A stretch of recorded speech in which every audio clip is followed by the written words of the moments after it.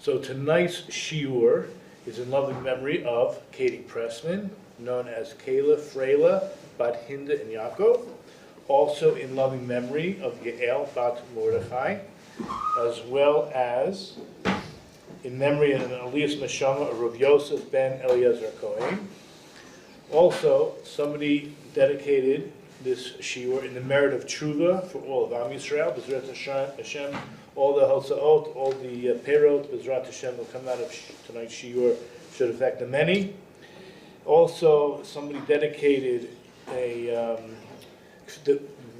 Harvey Kasdan, known as Chaim Aryeh ben Rivka, should have a complete recovery. He underwent a triple bypass, and he's well on his way to a full recovery. And also someone wanted to express their gratitude, especially to Rabbi Kessin, for all the clarity that he gives over in his messages and for the use in our personal lives. So without any further ado, Rabbi Kessin.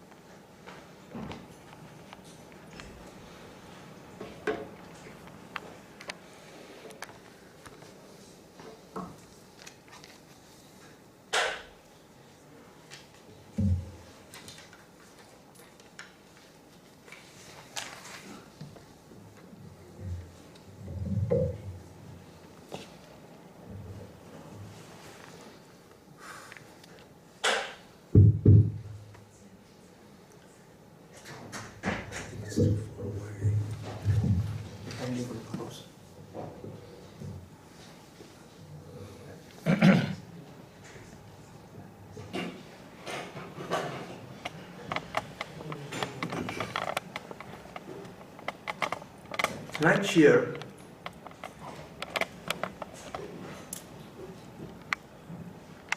in many ways,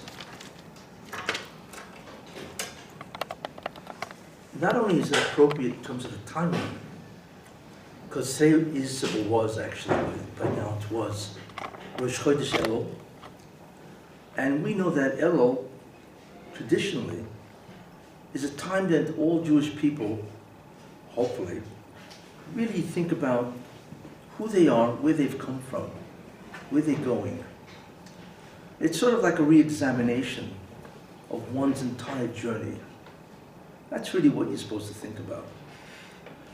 It's a time of real reflection and really evaluation.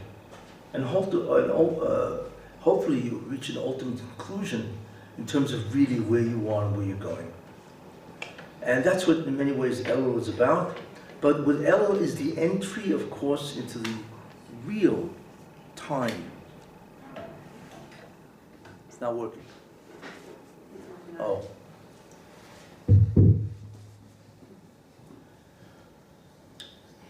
There are many things to think about and analyze in terms of tonight's discussion, or shiur. Obviously, it's about tshuva. And what I want to try to do is really have a good understanding of what it is, why it works, what are you supposed to think about, what do you do tshuva on?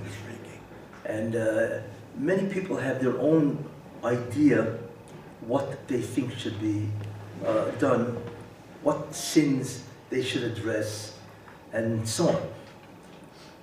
But what I want to point out tonight is something, in a certain sense, much more, I think, essential, that if a person wants to really do tshuva, there's something much more essential that he should think about. First of all, what's the origin of tshuva, really the origin of Yom Kippur, actually? We know that when Moshe Rabbeinu took the Jews out of Egypt, when the Rebbeinu Shalom took the Jews out of Egypt, of course, that they came to Har Sinai, and at that Har Sinai, this was the end, basically, really. When Moshe Rabbeinu was now going to give them the Torah of the Mashiach, because Moshe Rabbeinu was really the Mashiach ben Yosef. That's really who he was. And what the Jews were supposed to do, of course, is accept that Torah. And had they done that, then Moshe Rabbeinu would have been appointed Mashiach, as it was, he's only a candidate. And that would have ushered in an entire Messianic era. and the world as we know it would have been very different. However, what the Jews did is that they sinned at the golden calf, we know, and that reintroduced a terrible series of events in the Jewish lives. So the event really of the Chet Egel really required an enormous amount of eshuva, or repentance. And this is really what should have been. Moshe Rabbeinu then, after the Chet Egel, Moshe Rabbeinu went up for 40 days to receive the Torah, and then after 40 days, he came down with the Luchas Rishonis, the first tablets in his hand, and he realized that the Jews sinned, the golden calf, and he threw them down at the bottom of the mountain, and of course he broke them. But the ordeal wasn't over. What he did is because in many ways God held the Jewish people as a totality responsible. Even though it wasn't all the Jews that sinned, it was really the heir of Rav. But since they allowed the heir of Rav to do what they did and to continue their sin, therefore all the Jews actually were blamed. And at whatever level of blame was appropriate, and as a result of that, the Beresham was, obviously, Moshe Rabbeinu could not be Mashiach, and the Jewish people were really in many ways sentenced to death, actually, because what they had done in many ways is avodah zarah. But in any case, Moshe Rabbeinu then, after 40 days when he came down, broke the luchos, and then he went back up. Why? He went back up to obviously supplicate for the Jews, because they were now under a death sentence. And Moshe Rabbeinu, of course, knew that. So he went up again, and he stayed there for another 40 days. And in those 40 days, he prayed to God that, and we have the whole discussion in the Torah itself. He prayed to God that God forgive the Jews. He should certainly not annihilate them, but he should forgive the Jews. And then Moshe Rabbeinu came down again on Rosh Chodesh Elul, and then after that he went back up again on the same day. And why did he go back if he already had the forgiveness? Because he argued with God not to give the ability of what the Jews can do to another nation. Because he was afraid that the Beresham would say, listen, if I put all my eggs in one basket and that basket breaks, I got problems. So what I'll do is I will now allow another nation to also do what's called the tikkun, which is to bring me back. I'll just assign another nation besides the Jews. And Moshe Rabbeinu didn't want that. So he went up for the last 40 days, and he prayed to the Beresham that he should maintain his status, his relationship with the Jewish people, Klal Yisrael, permanently, and not give it to anybody else, any other nation. That doesn't mean if somebody in another nation wants to become Jewish, that of course is still allowed. But he didn't want another nation to enjoy the same status as the Jewish people. But I'll go into why, but that's what happened. And finally, Moshe Rabbeinu came down on Yom Kippur, the 10th day of Tishrei, is when he came down. And he had succeeded in getting a complete atonement, at least for that time, an atonement for the Jewish people. So therefore Yom Kippur becomes the Day of Atonement. Traditionally, that's exactly when Moshe Rabbeinu was able to secure a complete tshuva, not totally actually, but basically a tshuva where God would not destroy the Jews, he would not give the mission of the Jews to anybody else, and as a result of that, on Sukkot, what's called the Anoni HaKavod, the clouds of glory came back. That indicated that the Jews were now under the protection of God. And while getting into more of that, because the previous, the understanding of the cloud is really the beginning of the understanding of Sukkot. But in any case, so we have Yom Kippur is the day when Moshe Rabbeinu finally came down. The Jews were forgiven, and as a result of that, the Jews, of course, had this incredible celebration because of that. But I want to mention that even though they were forgiven and the status quo of the Jew remained, however, God said, but the punishment was not really forgiven in that sense. Because what they had done is a massive Chil Hashem. It was incredible, because basically the whole nation was guilty of this infraction of in some way allowing this Avodah Zarah to be worshipped. So that was not forgiven. So what the Baruch Shem does is the Baruch Shem said, every time I will punish the Jews for a sin that they do, I'll just add a little more as an expiation for the sin of the golden calf. So that continues. Every time there's a punishment to the Jews, part of the chet, part of the sin, does have a kapara because God adds a certain amount of punishment to the punishment that He's already given. That's an important idea. It's not that the Jews all of a sudden walked away free. In any case, but the main idea is that the Jews were now able to survive and function as Jews, and that itself was a cause of tremendous celebration. So therefore, that's basically what happened on Yom Kippur. That's why we have a Day of Atonement, historically. And spiritually, because God did forgive the Jews to the extent where like I say, the status quo remains. The Jews are the Jews, they do the tikkun, you see, and they're the only ones that do the tikkun, and that continues. So this is basically an understanding of the history. What is interesting that we can contemplate is, every day is a day of tshuva. Think about that. There's a mitzvah of tshuva every day. So the question then is, why is Yom Kippur a special mitzvah of doing tshuva? Basically, every day is a day that you're supposed to do tshuva.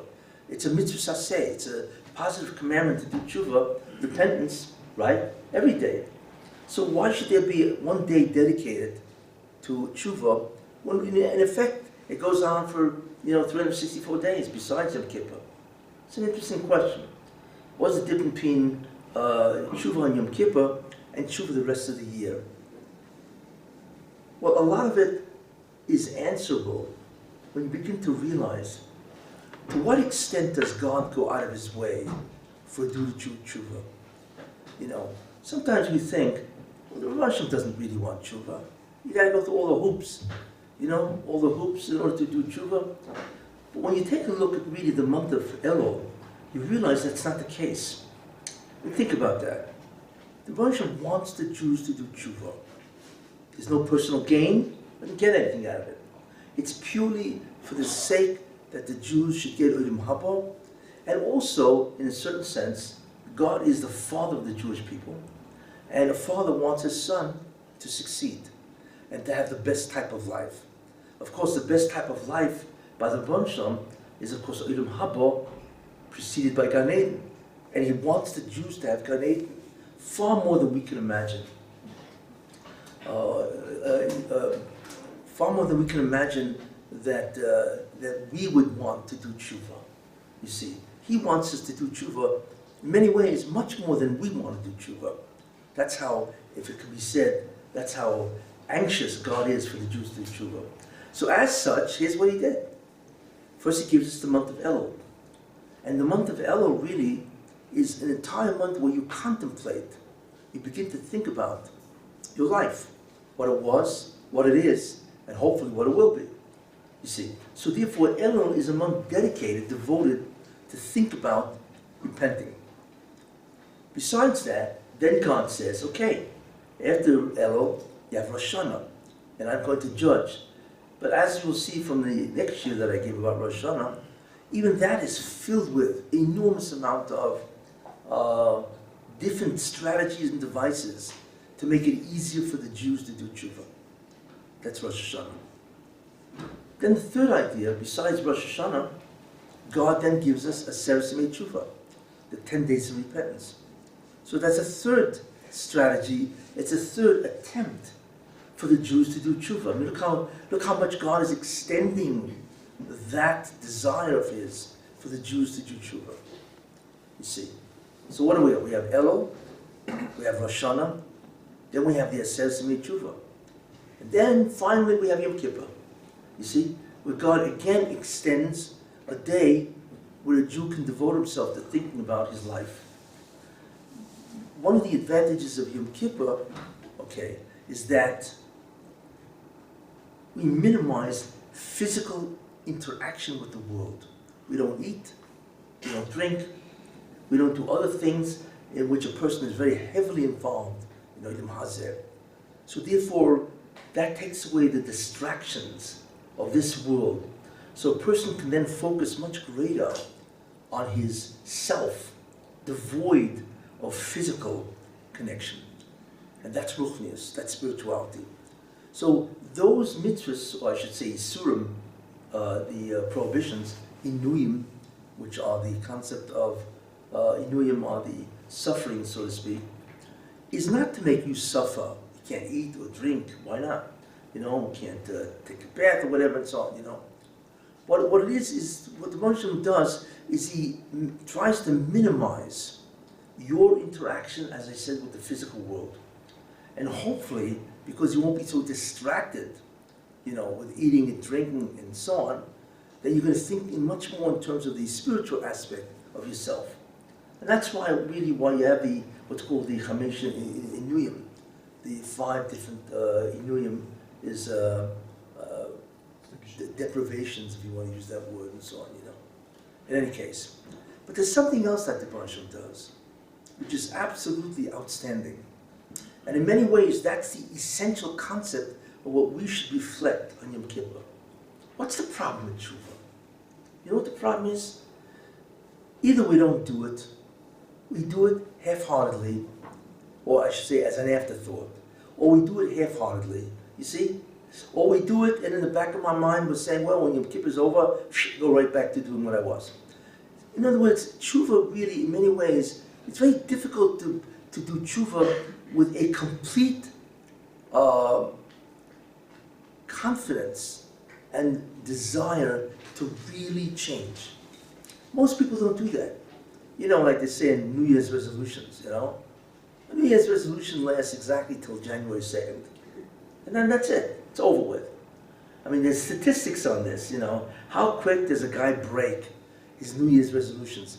And about the closest thing I hate to say to Yom Kippur is New Year's resolutions, you know, because people think for some reason that on January 1st you actually can turn over a new leaf. They actually want to do that. But of course it's false, you know. So therefore, this is the problem with tshuva. That in many ways it's very hard to do, and most people don't do it adequately. So then what's the problem? Here's the problem. That there's an angel called the Sultan. His job is mekatreg. His job is kitrug. His job is to prosecute. Dinim, judgments. That's his job. Like, he has 3 jobs. One job is to tempt. In that role he's known as the Yetzer Hara. The second role he has is called the Sultan, which is an adversary, a prosecutor. And the third job that the Sultan has is the Malchamovus, the angel of death. Not that he kills, but he's also responsible to execute the judgment of the court, you see. And the problem is when somebody does tshuva, and there's a little flaw in the tshuva, there he is. He's up there in front of the court saying, come on, give me a break. You call this a tshuva? The guy himself is laughing, right? He himself is thinking, wait a minute, you ever see a Marav after Yom Kippur? It's called a bullet Marav. You know, wait a minute. Just finished this kind of lofty heights, right? So you think the Marav after Yom Kippur would be really slow, you know. But it's like, wow, you know, before it starts, right? It's over, you see? So you begin to wonder, uh-oh, what's happening here, you know? And of course, then everything goes back. You ever notice the exact same thing as the next day? Maybe it lasts for another day or two, and then it's all back to square one. So the Sultan is up there going crazy. He laughs. He says, give me a break. This is what you call this a tshuva? The problem is that his prosecutions, right, isn't a comedy routine, right? It's a judgment. You know, he's a prosecutor. He's not interested in a comedy show, you know, to show how what everybody's doing is so foolish, you know. He's a prosecuting attorney. He's the heavenly DA, you see, and he wants to get the Bezdin, the court on top, on high, to deny even the entry of that tshuva in heaven. That's what he wants. He's a serious guy. This guy never takes a break, never. You see, so that's the problem with tshuva, that it's never really sincere, hardly ever. You know, it's funny. You think about this. You know, for those people who are serious about tshuva, like the tzaddikim, the rebbes, they don't even need tshuva. Yet they're the most serious about tshuva. It's everybody else that needs a tshuva that the tshuva is flawed. It's quite it's called a real, ironic situation. It's what it is. Think about that. The guy who's crying the most, he's probably the guy who needs the tshuva least. You see. In any case, so what does the Baruch Shem do? Because he loves the Jews. You see. So what he does is an unbelievable thing. He says to the Satan, you can keep your job for that day, Yom Kippur, right? You can keep that job to tempt. That's the Yetzer Hara. You can even keep your job not to tempt, but even to malchamabas, to execute. But as a makatre, your second job, as an adversary, a prosecutor, you have an imposed vacation. The Satan cannot makatrik on Yom Kippur. It's incredible. For 364 days, the man is active. I should say the angel is active. For one day, he is forced into a suspension of his job. Therefore, there's no kitro. You have to understand what that means. That means if there's no prosecution at all, because the prosecuting attorney is the prosecutor, okay? That means any tshuva that you do, even if it's a fleeting thought, wouldn't it be interesting to change in this way? That's enough.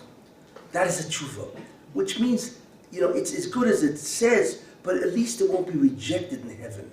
That's the key. You got to get past the door. You see, the problem is that during the rest of the year you do tshuva, if it's not really sincere, or there's all kinds of holes in it, it doesn't get past the door, because there's kitra, there's a prosecution.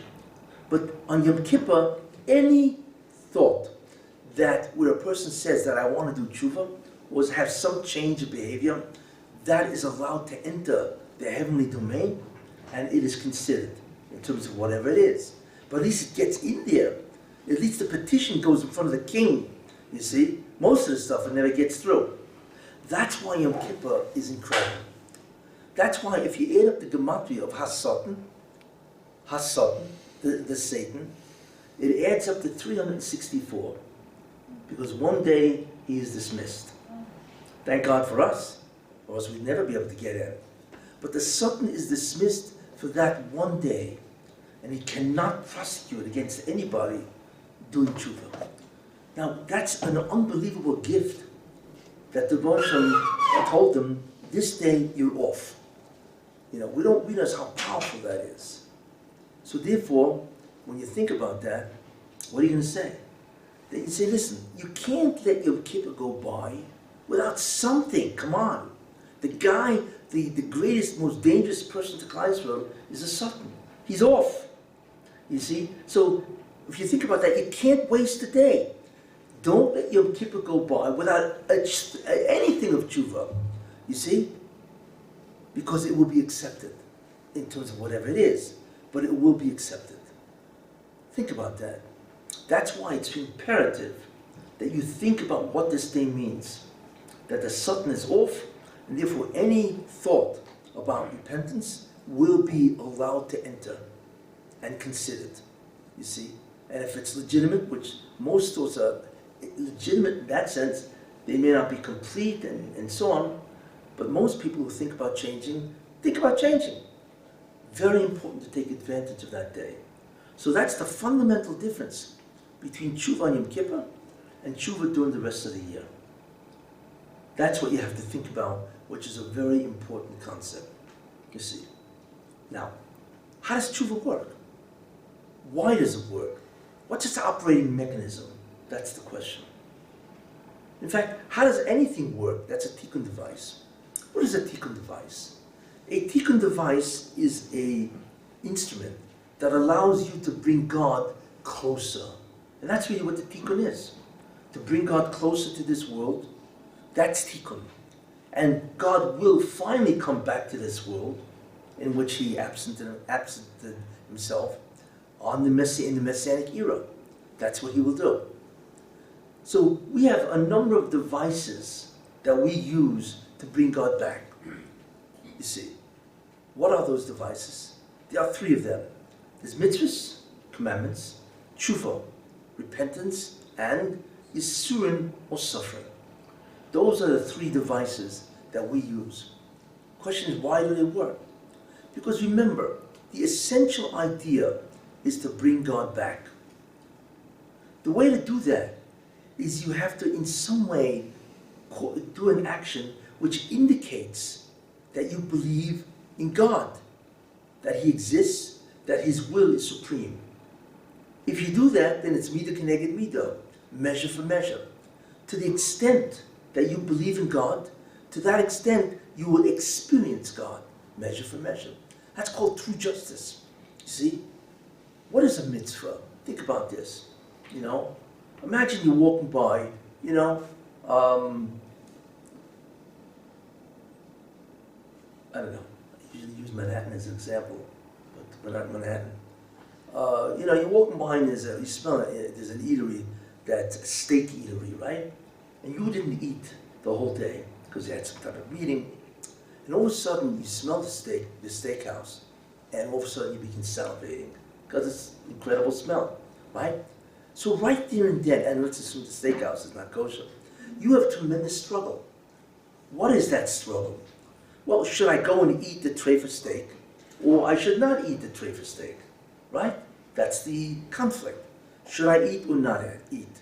So that's a conflict. Should I do the act or not do the act of eating treif? But is that the real conflict? No. There's a much greater conflict. Should I eat in a steakhouse? And why? Because I want to do what I want to do, my will, right? Hey, I'm entitled to a will. I want to eat. Or no, I shouldn't eat the treifa steak. Why? Because it is God's will not to eat that steak, because it's treifa.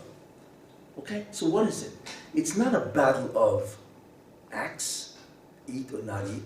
It's a battle of will. Whose will dominates? Your will or God's will? You see? So we're really now at a different level of conflict. But there's really a greater level of conflict. Should I eat the steak because I want to do what I want to do, my will? Why? Because I also exist. I'm independent of God. I can do whatever I want. If I exist independently of God, then I can do what I want. Or no, you can't eat the steak because God doesn't want you to eat the steak. Because in reality, it is only God that exists. Besides God, there is nothing else. The fact that you think you can eat is an illusion of self. You see, really we are actually it's a delusion of self. You know, we are under a false belief that we actually exist independent of God, and that's false. As it says, besides God, there is nothing else. So therefore, it becomes a contest in your belief of God. Do you believe that you exist independent of God? Therefore, you're entitled to your will. Therefore, you can go and eat the steak. Or no, you don't believe that. Really, besides God, there is nothing else. Therefore, there is no other will, really. And the next thing is, therefore, I will not eat the steak. You see, so every mitzvah forces you into that conflict. What is your belief of God? Therefore, that's the midah keneged midah. That's the mechanism, you see. Because you expressed that you believe God is really the only thing that exists, therefore you will experience God, that's your reward. It's measure for measure. That's the mechanism, you see, of the mitzvah. That's how mitzvah works, you see. Now we know that when you say Shema Yisrael, Shem Elokeinu Shem Echad, Shema Yisrael, the Shema, the letter at the end of the Shema is Ayin, large, and the letter at the end of Echad is Dalet, right? They spell Eid, Ayin Dalet. Why? Because Eid, that's what you have to do. You need to testify through your acts. Besides God, there's nothing else. And if you do, then read it backwards. Dalet from Echad, Ayin from Shema, Da. You'll know that. You'll know what you testified to, you see? It's an exact reversal. What I'm saying isn't the drasha, It's the mechanism of why a mitzvah works. Because a mitzvah allows you, because you struggle, to make that testimony that you believe God is really the only thing that really is, and only His will really exists. And that's your struggle. That's your test. So therefore, that's really the mechanism of a mitzvah. It boils down to everything but, do you believe, what is your belief of the nature of God? And to the extent, or whatever you believe is the nature of God, that's exactly what you will experience. Measure for measure. You see, that's how it works. Now, let's take the next device, which also does tikkun. Tshuva. How does tshuva work? So I said I'm sorry. You know, what do you say in tshuva? Vidoy, I acknowledge that I sinned, correct? So that's one, right? Then regret, charata. You know, not only acknowledge I was wrong, but I have charata, which means I regret what I did. And the third thing is I accept upon myself not to sin anymore. It's called kabbalah al-yosef. Okay. What's the mechanism in tshuva that brings God closer? Remember, you know, every tikkun device, mitzvahs, tshuva, or yisurim, has to have the component of belief in God. That's its mechanism. That's its principle. And therefore you have midah keneged midah, measure for measure. To the extent you testify that you believe God is, to that extent you get God in the future world. You see? So the principle of testimony of Einod Mavadar must be present in every device that will cause God to come closer.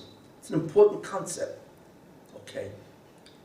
I say this statement in a very fancy way. I once coined a very interesting phraseology. Okay? Behavioral conformity toward an assumed reality. If you behave toward a reality that you are assuming, you create that reality. When you do a mitzvah, you see, you are doing what? You are behaving in a way as if God is the only thing that is. Therefore, you create that reality. That's the statement in a more scientific way. Behavioral conformity to assumed reality creates that reality. That's the whole concept, the mechanism of a mitzvah. With tshuva, it's the same thing. Why? Because what are you doing in tshuva? You're saying, you know, I made a mistake. I acknowledge I made a mistake. That's number one. Number two, not only I made a mistake, but I'm sorry. Charata, and I won't do it again. So what you're really doing is what? You are what's called recant. You are recanting the testimony that you offered, that you also exist independent of God, and you are reversing the testimony. But isn't that the same thing? If you reverse your testimony, God, but truly is. I'm sorry, I acknowledge I sinned, right? Which means I acknowledge that I thought I was somebody, and I exist independent. I regret that I did that. I won't do it again. What won't you do again? I won't again do a statement or a deed which indicates that I'm somebody, independent of you. So therefore, what are you doing? You are having charata on your edus. You see? You are reversing your testimony. You see? But isn't that the exact same thing? So the exact amount that you reverse, that's the amount you will again experience God. It's the same thing. Because it has the same mechanism. That's what it has to have, that mechanism. It has to declare your belief in God. And then it works.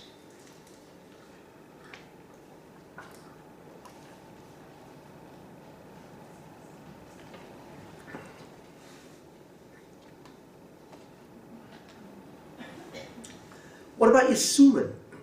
How does that work? Remember, it has to have the same mechanism. Midah keneged midah. You say something about God, then God says, okay, you're going to experience, you are going to experience the amount of me that you believed in. Measure for measure. It's an exact mathematical formula, really, you see? But then the question of Yisurim, suffering. Why does that also bring God closer? That's a little harder to figure out. Because when you suffer, okay, you suffer. What does that have to do with God? You see? However, there's an answer. A very important answer. Who what is the greatest denier of God? If you think about that, the answer is the human. What is the real battle a person has? A person is always battling, who's the boss? Is it me or is it God? Think about that.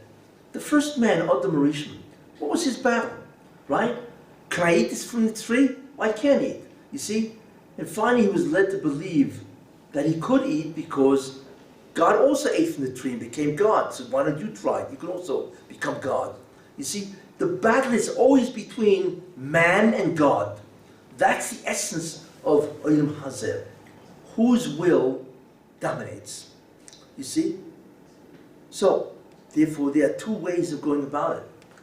Either I can break a man, break his delusions of omnipotence, right? So what that does is at least removes half the equation. At least he doesn't think he's somebody. And then maybe he'll come around to thinking that God is everything. You see, it's like half the battle. Because remember, the battle is, am I the boss or is God the boss? Think about that. So what happens if I can break your delusion that you're the boss? That's half the battle. Because at least you're not standing in the way of seeing that God is the boss. Yisurin, think about that. You know, you ever go to a hospital, right? You go into a room, and in that room is a guy worth $500 million. And there are people like that in the ICU, believe it or not. You know, guys worth an incredible amount of money. You walk in, you know, and say, hello. So, well, you know, hello. I just want to visit you. How you doing? How you feeling? I'm feeling terrible. You know. Yeah, but what do you mean you feel terrible? You're worth $500 million. Why can't you just unplug yourself and walk out? Right? That's what you tell the guy. So what, are you crazy? You know, I'm only, I may be worth a lot of money, right? But I'm only human. I can't unplug myself, right? That's the end of my $500 million. I can't enjoy it anymore, right? So what are you really hearing? This guy's basically telling you, I'm a nobody. You know, I'm dependent on all these different tubes, you know, entering my body in every which way.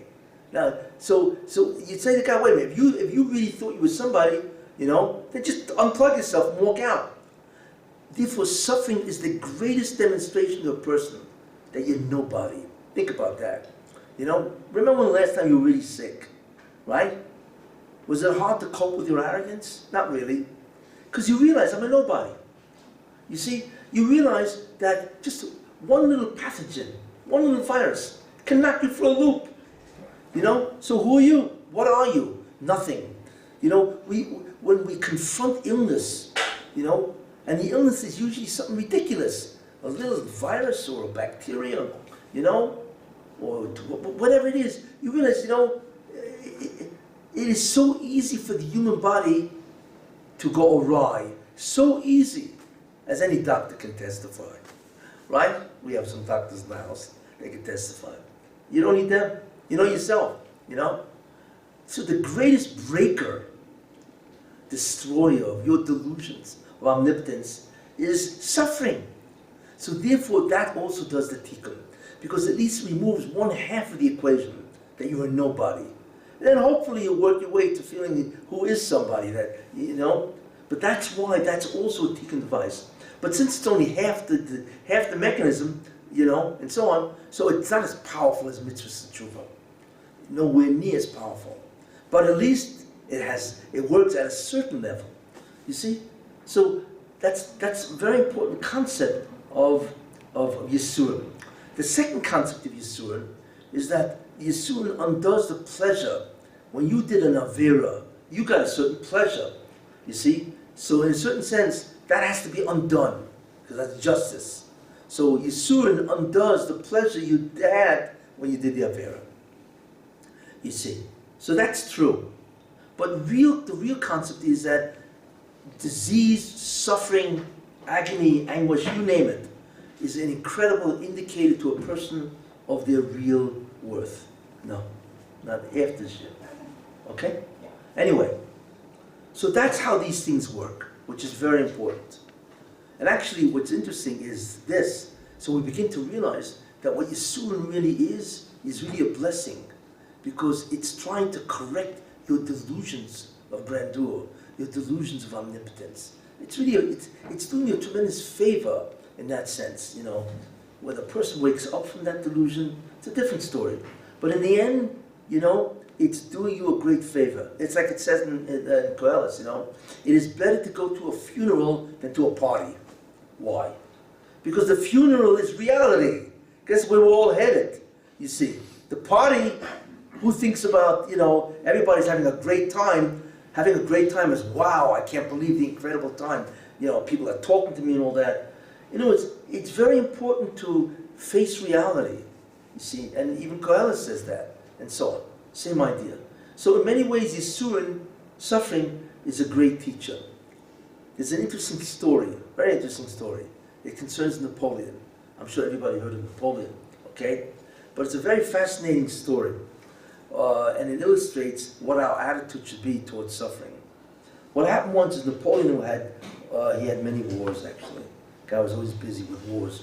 But anyway, what happened was he was fighting a country, and he wanted to find out what the strategy of that country was, okay?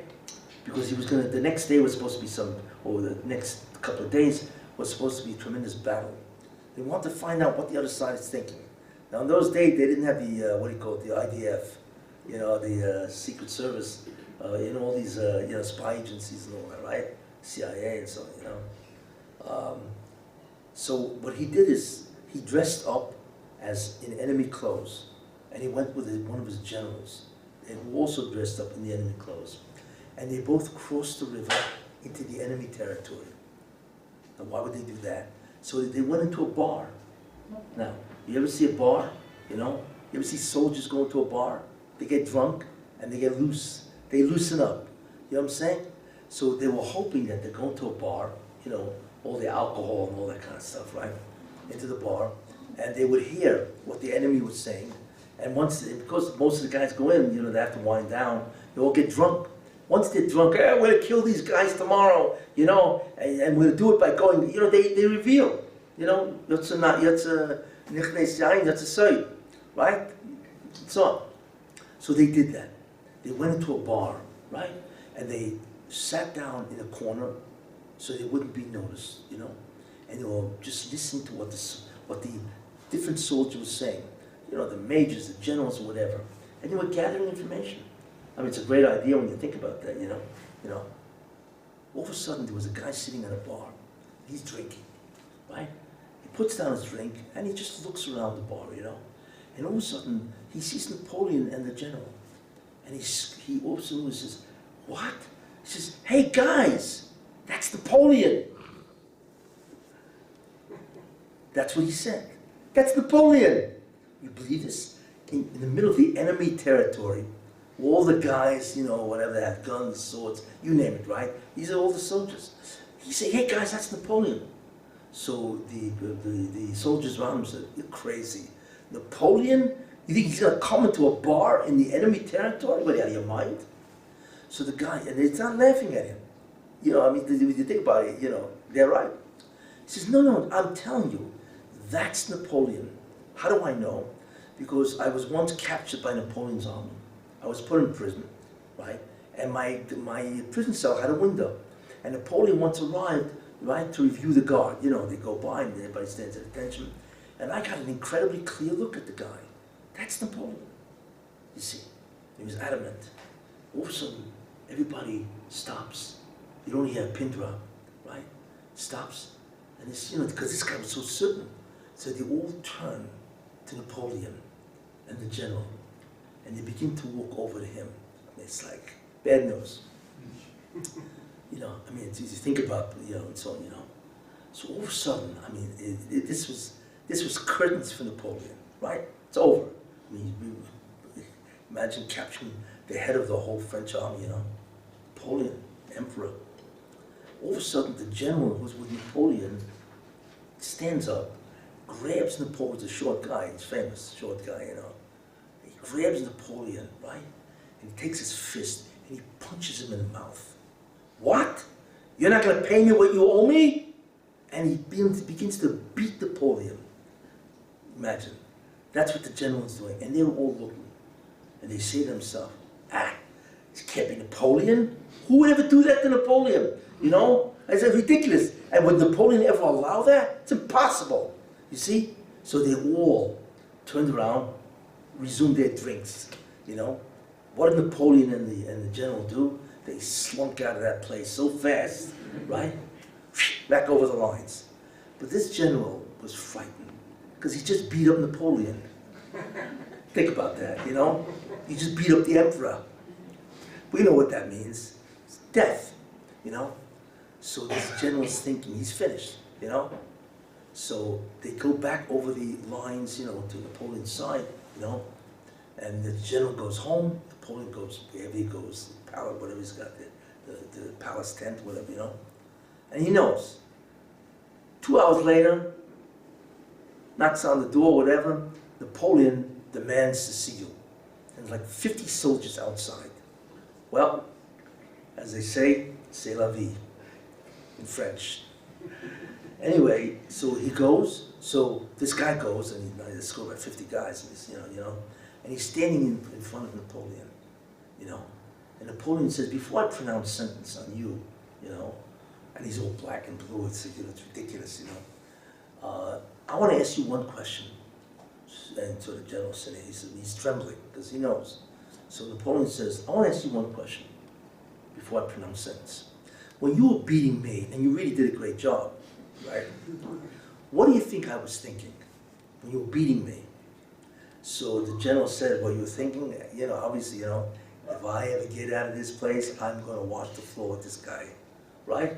If I ever get out, you know. That's what the general says. So Napoleon says this, no, you're wrong. I realize what your ploy was, because you were hoping that you're going to beat me to such a pulp. Nobody would ever believe that I'm Napoleon, because nobody would ever do this to Napoleon. Your strategies would save me, you see. If it wasn't for what you did, we'd both be hanging in the enemy camp. That's what Napoleon told him. And he said, instead of punishing you, I want to reward you. And he rewarded him, whatever the reward was, you know, and so on. What did Napoleon really say? The beating that I got from you is what saved my life. So what I owe you is immeasurable thanks, because or else he'd be dead by now. That's what Napoleon said. That's how I took the Yisurim. If the Rebbe didn't do the Yisurim, then what would happen to us? We need some form of understanding of who the Rebbe is, or some undoing of pledge or whatever, you see. That's the concept of Yisurim. It advances the Tikkun process. But what we see also is why. All three must work on the idea that in some way it has to recognize that God is supreme and that you are far below what the Vansham is. What is tshuva? People make a mistake. When you do tshuva, what happens? You see, people don't realize what a sin does. A sin does many things, but the greatest thing that a sin does is richuk. It distances you from God. That's the problem. It's not only that you did a chet, a sin. What happens is you become distant from God. Mida keneged mida. If you think you're somebody, well, guess what? I'm going to allow you to think you're somebody. I'm going to move away from you. It's measure for measure. You know, if you want to take pride and glory in who you think you are, then I'm going to allow that. But that means I have to remove, you see, my presence, my influence. Again, measure for measure, you see. So therefore, the concept of a sin really is that you and God grow more and more distant. Therefore, the real concept of tshuva is to get back to God, is to reinstate the relationship that you have with the Rebbe Shalom. That's why teshuvah, if you look at the word, it's toshuv Hashem, return to God. Because that was the consequence of what you did, you see. And that's really in the end what you want to restore. Yeah, of course you want to restore, you want to, you know, have a tshuva, you want to think of doing repentance on a specific sin. But in the end, it's not the sin that you want to repair, it is the relationship that you have with God that you want to repair, you see. Because in the end, that's foremost. You know, if you have a relationship with God, right, you'll be incredibly rewarded. in Olam Haba. You see? It's not, that's the main thing you want to restore. I want to get back with the relationship to the Rebbeinu Shalom, or Vinu Malkeinu. And therefore, I will be in Olam Haba, and so on, in Gan Eden, and so on, you know? Of course, the way to do that, basically, is how? Is to repent on what you did wrong. But do not make a mistake. It's not the specific chet that is the focus. What you have to think about is, what is my relationship with the Rebbeinu Shalom? How far is it, really?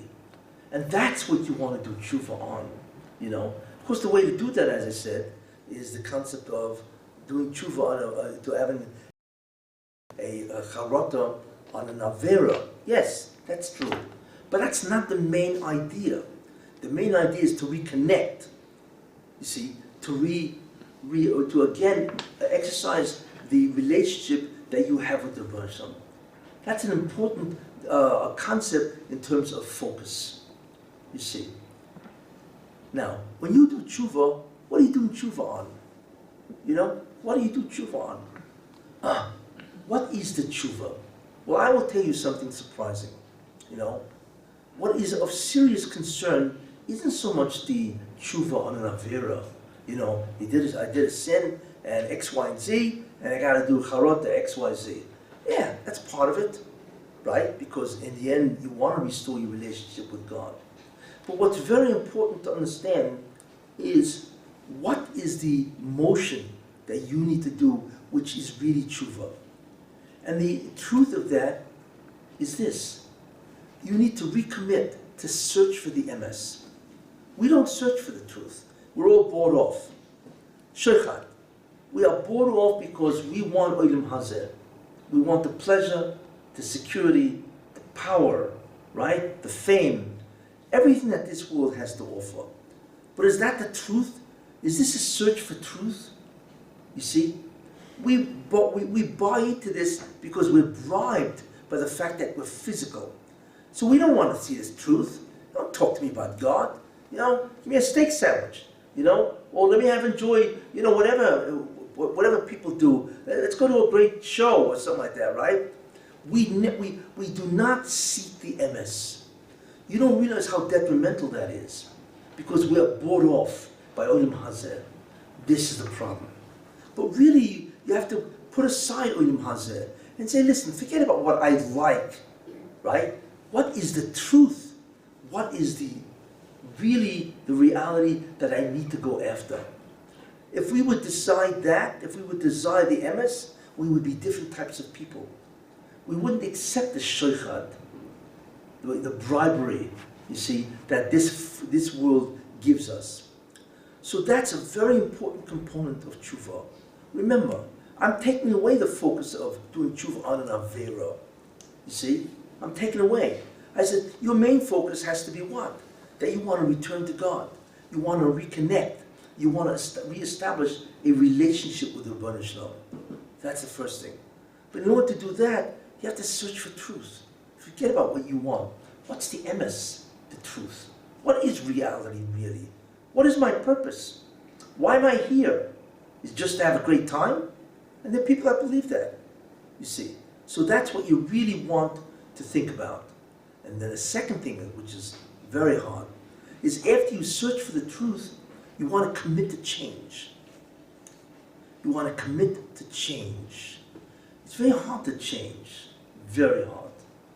It's like what Yisroel Salanti used to say, you know, it is easier to learn through the whole Shas, all Shisha, all 37 sectors, whatever, than it is to change one midah, to change one character trait. Change is very hard for us because we are creatures of habit, you see.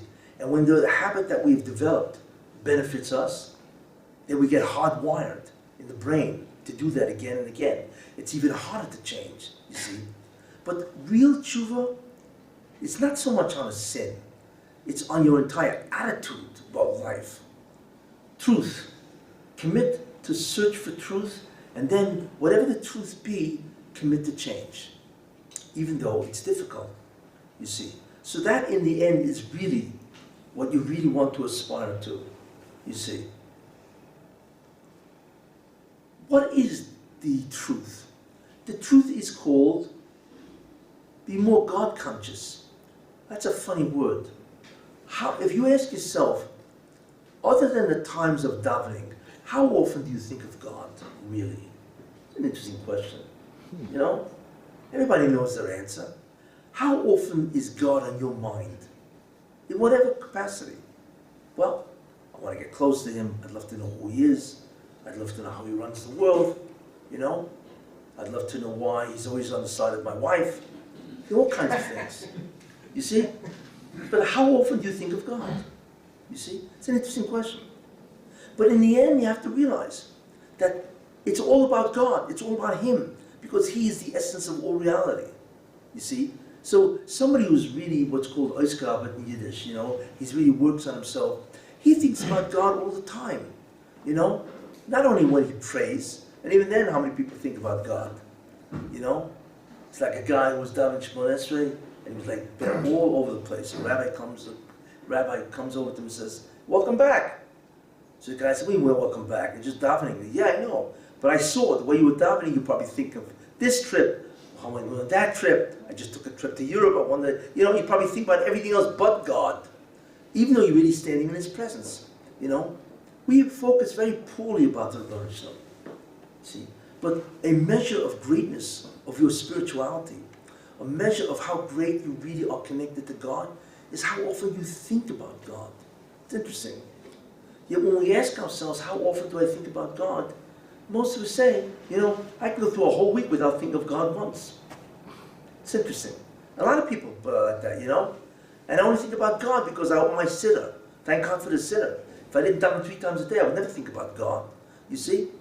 But when you think about it, tshuva really is restoring the relationship, which means to think more about God. Right? That's what you do when you really want to get close to somebody. So that's a very important idea. In fact, I will coin a term for you. It's called the NG ratio. It's called the NG ratio, right? Neshama Guf ratio. Which one is more on your mind?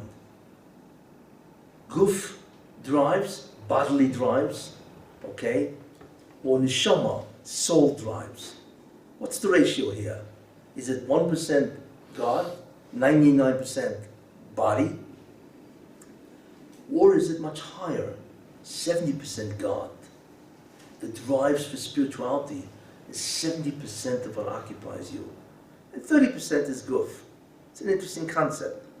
Yeah, go home, in your own house, and ask yourself, what's my NG ratio? My neshama guf ratio? Which one occupies my time more? Where are my drives more? You see? It's an interesting exercise. And that tells you where you're at. You know, before you can do tshuva, you have to know where you're at. You know, it's called a baseline. You know, and that type of thinking, NG ratio, gives you a baseline. You see? And then, if you want to change, you can change within that baseline. Just increase the ratio of the N of the neshama as opposed to the guf. It's a very interesting concept. Where do we see this? I'll tell you, very interesting. There was once a very great Rebbe called the Zvila Rebbe. Actually, there's a Zvila's son, not his son, his grandson actually, took over and so on. But the Zvila Rebbe was a tremendous person. He's a big Baal Mephis, by the way. He's a miracle worker, you know. There's once a miracle, they say, which is, you know, it was in Russia. He comes from Russia, you know. And so one a Jew who davened by him, whatever, he went home and he sees this dead Russian in his kitchen floor. He was shocked. Probably what happened is the guy broke into his house to steal. And for some reason, the guy dropped dead of a heart attack. A Muslim.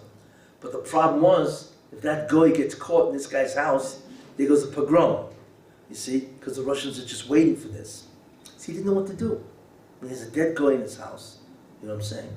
And God forbid the Russians find out. You know, there goes the whole, you know, blood libel for baking the matzahs. God knows what these guys, you know, and so on, you know. He didn't know what to do. So he runs to the Rebbe, the Zvila Rebbe, Rav Shlomo Mizvila. You know, he runs to him and he says, "Rebbe, I got this dead Russian, some thief. He's dead. He's in my kitchen. You know, what do I do?" So the Zvila Rebbe says, "Okay, here's what you do. Okay, I have a pot of chon cooking on my stove. I want you to take some of the chon from the pot. I want you to put it in one of the kalim vessels, you know. I want you to take it to your house, you know. There wasn't the shot of carrying, whatever, you know. And I want you to put some of the chon in the mouth of the goy. So he tells him, you know. So they like, you know, wow, what kind of remedy is that, you know? I mean, I know your chant is good, but come on, it's not going to wake the dead, you know? So the Rebbe's the Rebbe, right? So what do? He goes, he takes some chant from the Zvila Rebbe's chant, you know? The Rebbe's a man chant, right? Take the chant, goes to his house, the guy's dead there, right? Opens up the mouth of the guy, he pours in some chant, right? And he stands back and he waits, right? All of a sudden, the guy gets up and he was dead. And it's like beyond belief, you know? You know? The guy gets up, you know, he's dead, but he gets up, you know, and he goes to the outside, goes into the forest, and he drops dead. Nachamah. Again, drops dead, you know? This is not just, I mean, this is like Tchis HaMesim. We're not talking about a little miracle here.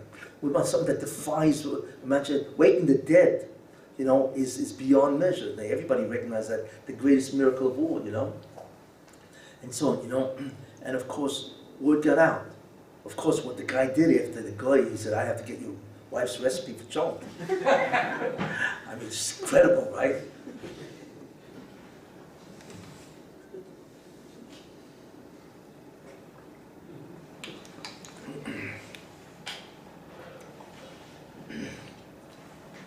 So his fame got out, obviously, you know.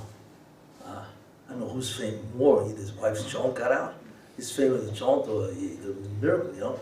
So he ran away from Russia. He had to run away. He ran to Eretz Yisrael, you see. Nobody knew who he was. He just sat in the back. It was a very, very great honor, you know. And eventually, a little time later, some guy from the Russian village where he was known, he went to the shul and takes a look at it. He says, hey, you have any idea who's sitting back there? And that was it. His cover was blown, and he was about Moifus. I mean, it's obvious. It's incredible, you know. So he said once, he was an interesting individual, this Zvila Rebbe. He used to work for a living. He was a Rebbe. He used to work for a living. It's highly uncommon for a Rebbe. You know what I'm saying? So a chassid once walks over to him, and he says, Rebbe, one of his chassidim, he says, Rebbe, I don't understand. Maybe you answer me a question. Yes. What's the difference between you and me? Right? You work and I work. Right? You say Kiddush and I say Kiddush. How come you're the Rebbe and I'm the chassid? Before the Zvila Rebbe killed him now. You know, but I mean, you know, forget about the chutzpah, whatever it is, you know, but in the end, it's a good question. You know, why are you the Rebbe and why am I the chassid? So the Rebbe said, without batting an eyelash, I will tell you the difference. Okay? When I'm in the store, which he did, he used to have a store. When I'm in the store, I'm thinking about Kiddush. When you're saying Kiddush, you're thinking about your store. You have to hear the wisdom of that answer. It is so profound, you see.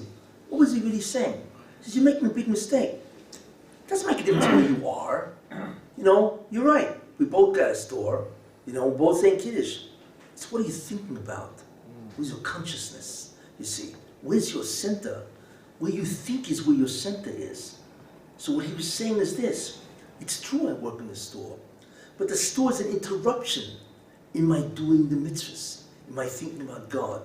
Okay, yeah, I have to work, right? But the store is the deviation, the distraction of my avodah to serve God, you see. Because that's really who I am. I'm the Kiddush, not the store. By you, right, the Kiddush is an interruption in your store. You see, you don't want to be in your Kiddush. Even when you're saying Kiddush, you're thinking what? Well, how much did I sell today? My inventory. Do I have too much inventory? Am I marketing it well? Right? All this kind of stuff, right? So it comes out that the Kiddush is a distraction of your store. That's the difference. It doesn't make a difference what you do or where you are. The critical thing is, what are you conscious of? really want to be. That's who you are. You see, look at the NG ratio, to use that term again, you know, the Neshama Guf ratio of the Zvila Rebbe was astounding, you know. 99%, maybe 100%, who knows? Whatever a human can do, obviously. All he thought about was the Rebbe Shalom, how to serve him, how to love him, how to do his will, you see, how to learn Torah, and so on. That's really who he was. Except he also had to work for a store, you see, which is fine. Because you can Mekadesh Shem Shemayim, you can sanctify the name of God through work. In fact, that's why most mitzvahs are physical. Because God wants you to interact with the physical world, and that's what a mitzvah is. It's physical. So you can channel, elevate the physicality of the world, you see. But the Zvila Rebbe said, I just think about God, basically. You, 99% of your thinking is Idam Hazer, money, you know, wealth, material pleasures, and so on. That's why I'm the Rebbe, and that's why you're the Chassid. Don't look at the outer trappings. It's a very profound concept that he said. And that's why people make a mistake. You know, people say, well, I got to go to work. So what's the point? You know, I got to go to work. I got to interact with people. What's the point? Right? I can't be a tzaddik. Wrong. It doesn't make a difference. The concept, the reality is, the emphasis is what? Is that where do you want to be? What do you think about? And so on. In other words, where is your center? That's what the Zvila Rebbe was saying. Very profound understanding of what a Jew really is and what greatness of a Jew is. It has nothing to do with what they do. It's where they want to be, you see, and what they're conscious of all day long. And of course, the greater the consciousness of God, the greater is the spirituality. Obviously, the Zvila Rebbe had reached a level where he can bring the dead back, which is incredible when you think about that. You don't see that. I mean, maybe you saw that in times of the Tanoim, or the rest, you know, Tchis HaMesim and so on, you know, but I mean, these are obviously incredible kinds of things and so on, you know.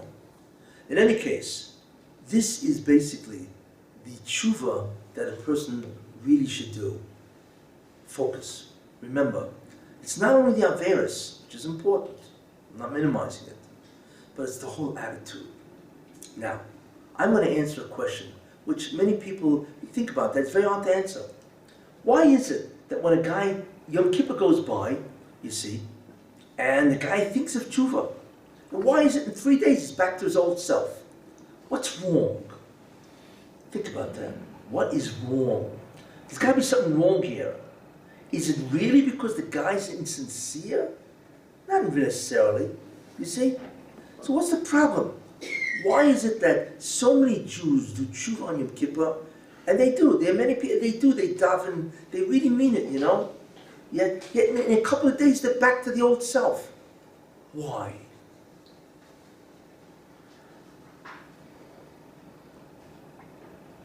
I'll tell you why. And here's the flaw that people do not understand. There's an old theory in psychology called cognitive dissonance. What is cognitive dissonance? To be dissonant means to be different. Cognitive in terms of what you think about. Okay. If you believe in something and you attempt to do something different, it'll fail.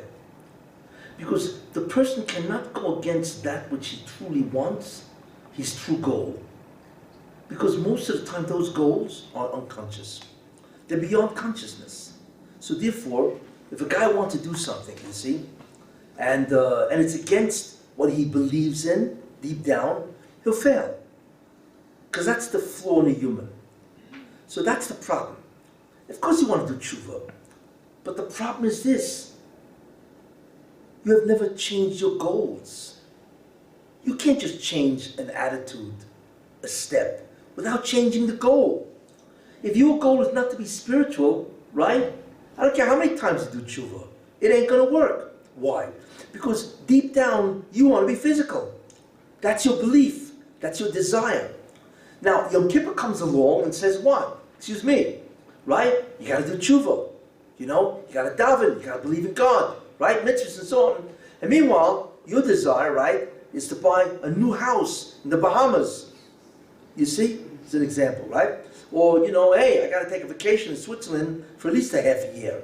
You see? Or I really got to get with the scene, as they say. Or I got to buy the newest gadgets.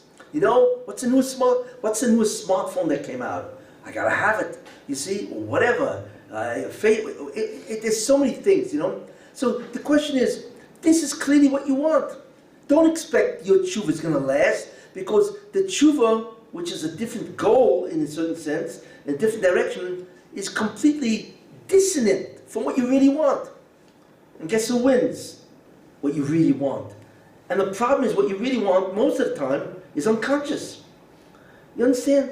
That's why, don't expect to change in a real way. I'm not talking about, well, I smoke 16 cigarettes, so I'm really going to do tshuva, I'll smoke 14. I can't change, but to say where a guy says, I just love to sleep late, but what I'm going to do? I'm going to get up to minyan every morning. Come on, you're not going to get from minyan every morning. You're lucky if you get up to minyan once every month. Why? Because you don't want minyan. You're not interested in talking to God. You're much more interested in sleeping late.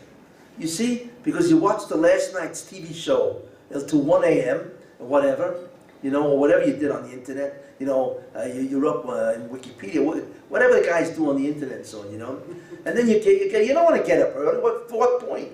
You're much more enjoyable to do what you did last night. So of course it's not going to last. It doesn't mean your motive is wrong. It doesn't mean you're a bad guy, not at all. But don't think you're going to win over your unconscious goals. It ain't going to work. Because those goals are hardwired into your brain. This is the problem. Because we are creatures of habit. That's why people don't change. Because they don't do the prerequisite work, which is to reorder or change your goals. So if you really change your goals and say, forget about my sins or mitzvahs or whatever, I want to become more spiritual. That's a real goal. So then the desire to do mitzvahs is what's called consonant with your cognition. It agrees or conforms, you see, to what you really want to do, then it works. But if it's not, if there's a dissonance between what you really want and what you would like to do for the moment, it's not going to work. It certainly will not have lasting impression. Something has to change far more than a statement on Yom Kippur, you see, or charot or whatever. It has to be far more than that. I'm not saying there can't be a minor change, don't get me wrong, but it's not the change that you seek. You need to change your goals, and that requires serious thinking. It's not simple, it's very hard, which is true. But that's the reason why most guys, when they want to do something, never really amount to doing it. Because it's always up against the real thoughts that they have, you see. And that principle is really universal. For instance, many people want to do something and they fail. Why? Because they're afraid of failure. You see, there's a lot of unconscious stuff milling around the unconscious mind that oppose what you want to do consciously. You see, that's why it's so important to understand who you really are, and to try to deal with the reality. And once you deal with reality, you can actually change, because then it's consonant. It agrees with your belief system. Okay. So I've discussed now many things about tshuva. Many different ideas, what the tshuva should be about. One is tshuva, what the beauty of Yom Kippur, the real tshuva is going back to God, and the chet causes a richuk. I gave you examples of this real Rebbe, how everybody in this room could be a moedik tzaddik. Because you can go to do whatever you have to do, but the question is, what's your NG? What's your neshama guf ratio? That's the critical thing that you want to change, you see. But what I want to talk about now is a very important concept. How come the Satan always wins? You ever notice? Why is Satan so powerful? Especially in today's time. This guy's incredible, the Satan, He's got everybody eating out of his hand. You see? You have to understand what the Satan is doing. He laughs at humanity. He really laughs at that. You see? Because he's got everybody eating out of his hand. You see? The question is, how does he do it? What does he know that we don't know? See? So it's a very important discussion, because now we have to understand what is the strategy of the Sutton, you know? Many, many years ago, I was once watching a video. It was the IMAX. You know the IMAX? 5 foot screen, not 5 foot, 50 foot screen, right? So it was about, I don't know, sea creatures, whatever. It was interesting, a documentary, you know? But they had an advertisement, you know, on the IMAX, man, the 50 foot screen, you know? It was a concert, a rock concert with Mick Jagger. I don't know anything about Mick Jagger, but I just know the name, and I know that he's a rock star, you know? I think he's the head of the Monkees or something like that. Is it the Monkees or the Gorillas? Whatever. Anyway, but it was something to watch. I was stunned. He was there, the way he always is. I mean, he's half naked. That was just astounding, you know, with his guitar, and he's got this whole band, and they're like mamish into it. It's Azamin Hasmada. Alavai a Rosh Hashiva should give a shear like these guys were banging away. Such unbelievable intensity. It's something to admire. Not about what they were doing, but the passion and intensity was really something to watch, you know. But it wasn't them that was so incredible, you know. They were in a stadium. There must have been 50,000 people, and they were going absolutely meshiga. It was unbelievable. You've never seen, like, the whole place was wild with pandemonium. Everybody was jumping up. The girls were screaming at the top of their lungs, you know? And the guys, it was astonishing to watch. And I'm there, looking at this, right? Now, what's a guy like me going to do? Think about this, you know? It's an interruption in the documentary, right? But being the guy who I am, I ask myself, what has he got that I don't? What's he doing? What's his magic? That's what I think about, you know? What does he do that drives everybody wild, you see? There's some kind of a magic here. Imagine if you use that for Torah. It'd be unbelievable. So I thought about it, you know, just watching this guy. I mean, it's really fascinating to watch. But I say, it was just I mean, the word, just the wildness of the whole place, screaming and jumping up and down while he's hacking away at his guitar, you know? And as I'm thinking about this, I realize what it is. Yeah. I realize what his magic is. The problem is that what his magic is very hard to replicate in Judaism or Torah. That's the problem. And I'll tell you what his magic was, you know? Here's what he was doing. In the end, what does everybody really want? Deep down, you know? If you walk over a guy sleeping, right? 2 o'clock in the morning, right? Assuming he's not on the internet, right? You walk over the guy, 2 o'clock in the morning, you shake him, you wake him up, say, excuse me, what do you want? Right? And he doesn't have a minute to think. What is he going to answer you? You know? He's going to say, I want to overthrow all yoke, all responsibility, all accountability. I want to just do what I want and get out of my way. That's really what everybody wants. Remember I told the old idea of the boss? We live in a world of restrictions. You got laws, you can't do this. And then you have, you know, then there's religion, you can't do this. Isurim left and right. We're like in a straitjacket. You know what I'm saying? But really, deep down, really, human nature, you want to break all of this and get out of prison. What Mick Jagger was doing was giving them the emotional ability to break all bonds. In Hebrew, it's called prikas oil, to overthrow the yoke of restriction, to overthrow the yoke of restriction, limitations, demands, laws. Just get rid of it and go out and do whatever you want. And if you don't like it, too bad. That's what he was doing. But he was doing it through his wild character, you know, and he's half naked there, you know, and he's just drumming away his guitar, and the music was incredibly wild, you know, and it carries you away. But he didn't invent this. The music enabled you to come out with what you really want, you see. And he was selling goods. The goods he was selling was break it, rebel. You see? And that's what everybody wants. What he did is he tapped into ultimate human nature. And that's how I realized. That's why everybody went wild. Because you could be whatever you want. You didn't care about morality, dignity, decency. That went right out the window. You see? It's whatever you felt, do it. You see? And he had 50,000 people jumping like that. Can you believe this? You know? And that's what they do. That's their magic. They cater to the uncivilized aspect of man. What's called the behemoth in a person. The nefesh bahamas, if you want to use more religious terms. You know, that's what they cater to. And they have tremendous amount of customers in the end, you see. And boy, you know, it's just incredible, right? But anyway, now, how are you going to offer that to Torah? What do you do? Torah is the opposite.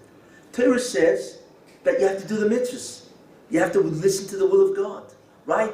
And there's no such thing as freedom except in the mitzvahs. It's the exact opposite. So clearly we can't offer that. Just throw off the yoke. Purik oil, can't offer that. It's the exact opposite. Because the essence of Judaism is to be an Eved Hashem, not to be a Moirid Hashem. To be a servant of God, not to rebel God. It's the exact opposite, you see. But you realize deep down what it really is, you see.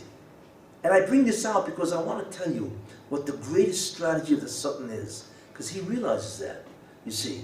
And that's how he plays us. Because you know deep down what people really want. What is the greatest strategy? I'll tell you. And he's incredible how he has succeeded. The last thing the Sultan wants you to do is to examine the truth. God forbid. Strange thing to say about the Sultan. But the Sultan does not want you to know the truth. Because if you think about your life, all right, who am I? Where am I going? What's my purpose? What have I done? You know, is my behavior correct?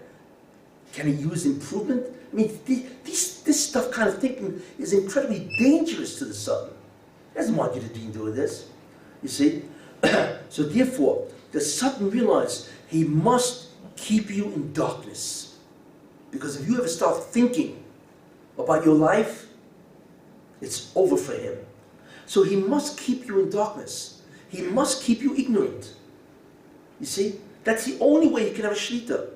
One of the reasons why it says, you know, if you want a tavlin, an antidote against a Sultan, you know, shlet to the base medrash or learn Torah. Because Torah is the exact opposite, you know, which demands that you learn the truth, that the world is spiritual. There's all concept of Ilum Haba and so on. So he must keep you ignorant.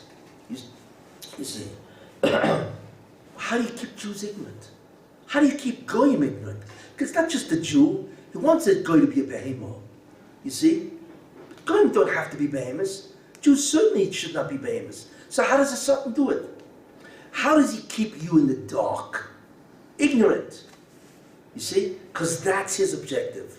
God forbid they start thinking about their lives. It's the worst thing that can happen to the Sultan. You see? Because then obviously that's the beginning of the road to tshuva. So how does he do it?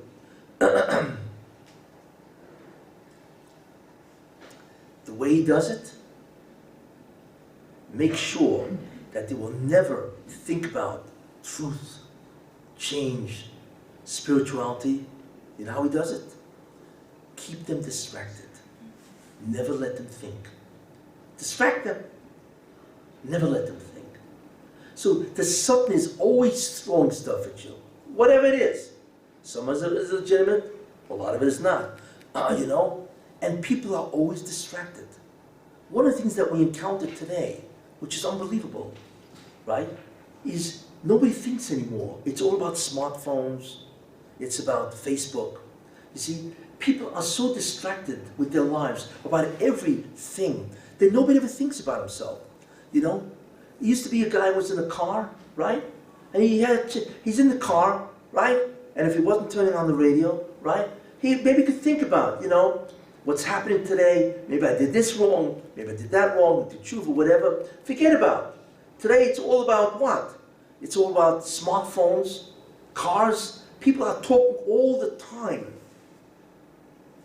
It's a constant distraction. I mean, I'll never forget, I once went into the bathroom, right? and I hear a voice coming from one of the stalls. It's funny. And I said, what's going on? The guy's on the stall doing whatever he has to do. Why am I here talking, right? The guy was on his smartphone, right? You know?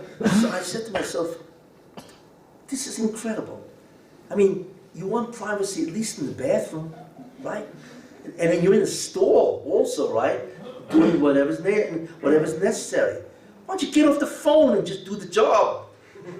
You know what I'm saying? So it just pointed out to me, look at what's going on. The guy doesn't have a minute to himself, right? Even when he should have a minute to himself. It's unbelievable.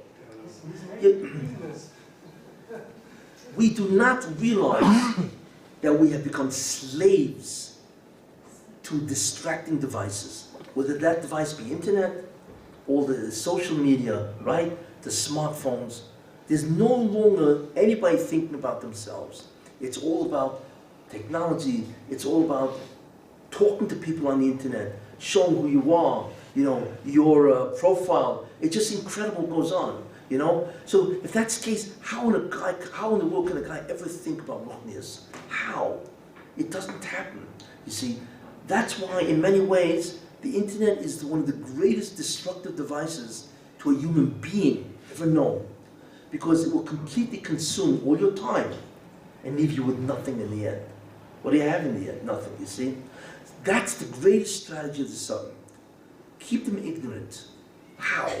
By distracting them constantly, so they never get a chance to examine their life, especially what is wrong with their life, how they can improve, how they can become more spiritual. Forget about learning Torah. I mean, that's over with, you know? And today, the phones, they're all connected to the internet.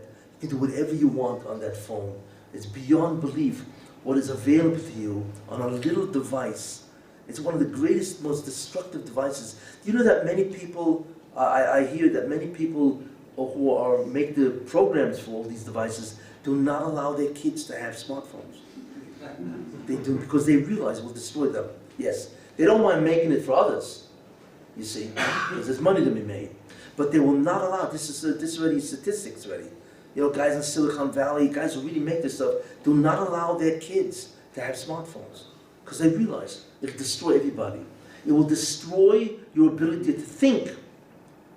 Forget about improving. You don't even think. You're so busy. And you know today you walk around anywhere, right? And what's everybody doing? Looking at their smartphone. It's just unbelievable. You know, it's like nobody has anything to think about anything, just what the latest technology is. That's it. The greatest strategy of all, okay? The objective of the Satan is make sure they're ignorant. Keep them in the dark. Never allow them to think. The way he does it is the whole concept of all these devices that are constantly distracting you, you see.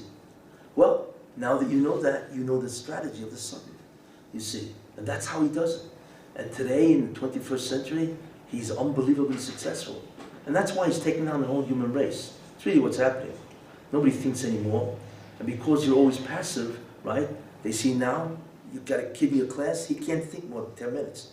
He cannot focus anymore for more than 5-10 minutes at a time. Because he is so passive in his activities. He's always listening. They don't think anymore. Just ask teachers and rabbis. The whole generation has changed. Because the activity of most people is to do what? Is to be passive. No longer to exercise thinking. It's a lost art, and so on. In any case, we have reached a lot of ideas about what the Satan does. You see, we have a whole different understanding of what tshuva is. To restore the relationship that you have with God. That's the critical key. You see, it's not just the kapara of the mitzvahs, although that's obviously very important. The critical thing is, what's your relationship with your Creator? What is it really? Because most people are at enormous distance. How often do you think of God? Are your drives more spiritual than physical? Or are they more physical than spiritual? Do you seek Torah lectures? Do you seek that? Do you seek, in whatever way, to get closer to the Torah, to religious Jews? Is that what you seek? What are you doing with your lives? on a daily basis. Is it going anywhere?